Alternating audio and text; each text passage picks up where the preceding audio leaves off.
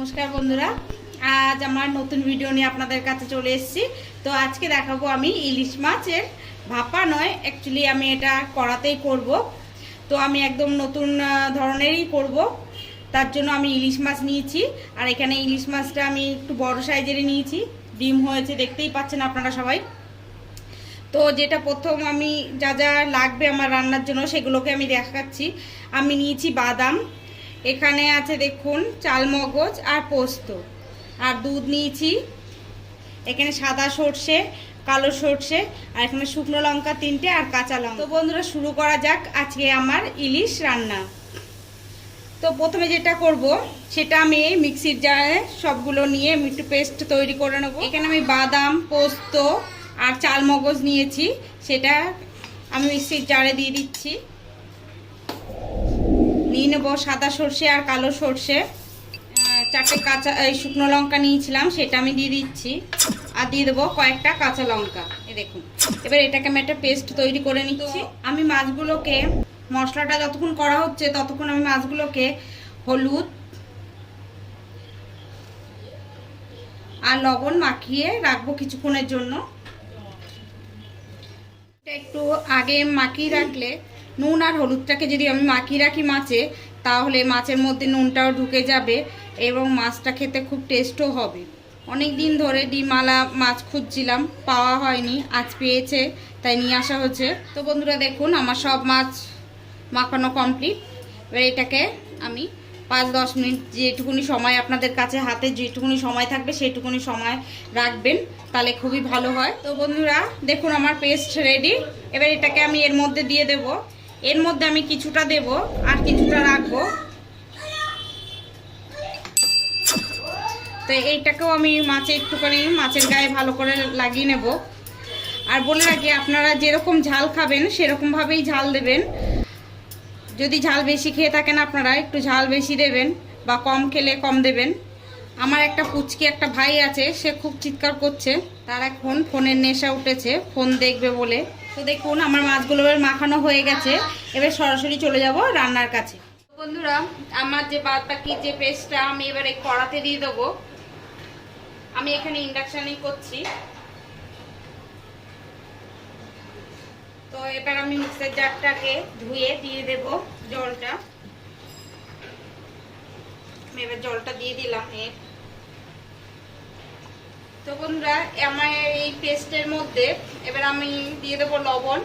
যেহেতু মাছে আগে লবণ লাগানো আছে, এর জন্য আমি এখানে অল্পই লবণ দিলাম। আর দিয়ে দেবো হলুদ, আর এর মধ্যে দিয়ে দেবো, এখানে আমি দিয়ে দিলাম কালো জিরে, দিয়ে দেবো তেল।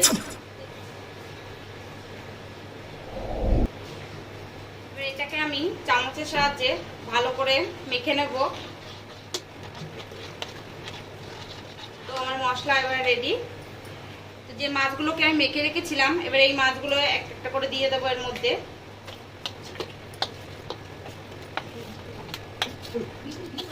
থালাটাকে আমি কাচিয়ে দিয়ে দিচ্ছি, মানে এই মশলা নষ্ট করলে হবে না। আপনাদেরকে বলে রাখি, আমি এই সময় কিন্তু আমার ইন্ডাকশন অফ করা আছে, আমি এখনো ইন্ডাকশন চালু করিনি।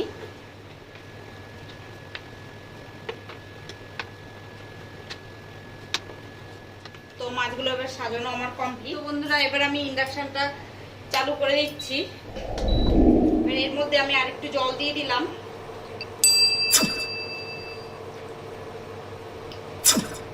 এই চামচের সাহায্যে আমি আরেকটু নাড়িয়ে নেব। কয়েকটা কাঁচা লঙ্কা এর উপর দিয়ে আমি দিয়ে দিচ্ছি।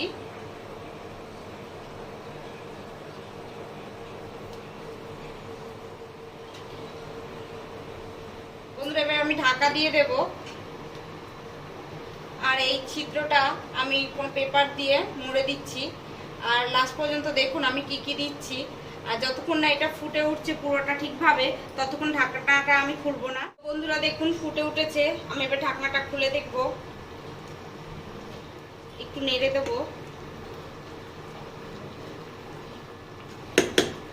তো এর মধ্যে আমি দিয়ে দেবো যে দুধটা রেখেছিলাম, সেই দুধটা।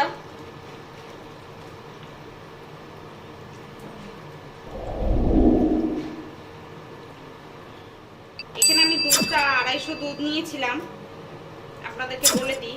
আর মাছটা এখানে আমার আছে 1 কিলো 150। তো আমি আবারও ঢাকা দিয়ে দেবো। আমি আবার ঢাকা দিয়ে দিচ্ছি। বন্ধুরা, আমি এবার ঢাকনাটা আরেকবার খুলে দেখবো, একটু নেড়ে দিচ্ছি। ইলিশ মাছ সিদ্ধ হতে বেশি সময় লাগে না, চটজলদি হয়ে যায়। আর যেহেতু এটা অনেকক্ষণ দিয়ে মাখানো ছিল, তাড়াতাড়ি হয়ে যাবে।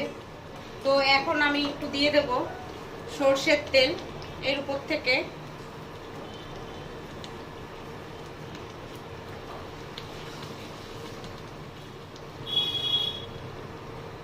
হালকা আস্তে আস্তে করে নেড়ে দিচ্ছি যাতে মাছগুলো না ভেঙে যায়, কারণ মাছগুলো সেদ্ধ হয়ে গেছে। আমি এবার একটু কড়াটা ধরে নেড়ে দিচ্ছি, কারণ আমি খুন্তি দিয়ে নাড়তে পারছি না ঠিক মতন। ঢাকা দিয়ে দিচ্ছি আর একটু। এটা বেশিক্ষণের জন্য ঢাকবো না, আমি 1 মিনিটের মতন ঢেকে রাখবো, তারপরে আবার ঢাকনাটা খুলে নেব। আমি 1 মিনিট পরে আবার ঢাকনাটাকে আমি খুলে দিলাম। দেখুন আমার মাছটা ফুটছে খুব সুন্দর। আমিও আবার আলতো হাতে মাছগুলো আরেকটু নেড়ে দেব। আপনারা সবাই জানেন ইলিশ মাছ খুবই নরম হয়। তো বন্ধুরা, আমার রান্না যদি আপনাদের ভালো লেগে থাকে অবশ্যই লাইক শেয়ার কমেন্ট করে জানাবেন আমার রান্না কেমন হচ্ছে। আর যদি আমার রান্না ভালো নাও লেগে থাকে তবুও অবশ্যই কমেন্ট করে জানাবেন। আর যেসব বন্ধুরা আমাদের চ্যানেল নতুন দেখছেন সেসব বন্ধুরা অবশ্যই আমার চ্যানেলকে সাবস্ক্রাইব করে দেবেন। তো এটা এখনো আমার একটু ফুটবে। আবার লাস্ট যেটা দেব সেটা হলো নামানোর আগে আমি আরো একটু কাঁচা তেল দেব।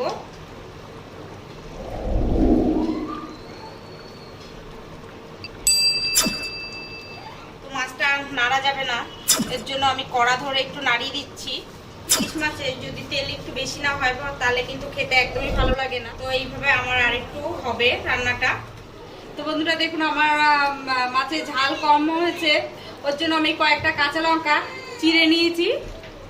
এরপরে দিয়ে দেব। এতে কাঁচা গন্ধটা, কাঁচা লঙ্কার একটা কাঁচা যে ফ্লেভারটা সেটা আসবে, আর একটু ঝালটাও হবে, এর জন্য আমি পুরোপুরি চিড়ে দিয়েছি। তো মাছটাকে আমি আরেকটু নেড়ে চেড়ে নামিয়ে নেবো, কারণ আমার মাছটা হয়ে এসছে। দেখুন উপরে তেল ভেসে উঠেছে, মানে আমার রান্না কমপ্লিট। যখন ইলিশ মাছ রান্না করবেন, যখন তেলটা ভেসে উঠবে তখন বুঝবেন তেল রান্না কমপ্লিট হয়ে গেছে।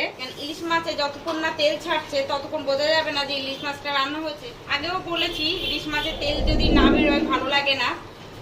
তো আমার এখানে তেল ছেড়ে দিয়েছে, রান্না এবার আমার কমপ্লিট। তো বন্ধুরা, এবার আমার তো খাওয়ার পালা।